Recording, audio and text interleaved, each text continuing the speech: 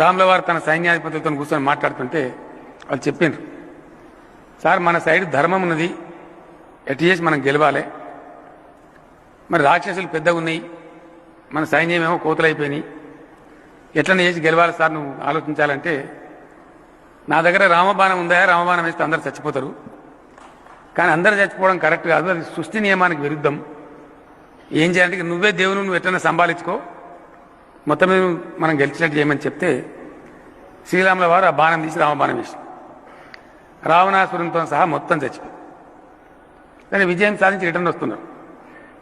కొద్ది దూరం వచ్చేటప్పటికి మధ్యలో ఎవరైతే సగం ఆయుష్తో చచ్చిపోయినటువంటి అర్ధ ఆయుష్తో చచ్చిపోయినటువంటి రాక్షసులున్నారో వాళ్ళందరూ ఎదురు తిరిగిండ్రు. అయ్యా శ్రీరామచంద్రమూర్తి, మరి నువ్వు రామబాణం వేస్తేవి, దాన్ని గౌరవించి మేమంతా చచ్చిపోతుంది, మరి మా సగం ఆయుష్ సంగతి ఏంది? ఏం పర్వాలేదు, కలియుగంలో మీరు ఊరుకో 4 చొప్పున కొట్టి మందిని మీకొని తినండి.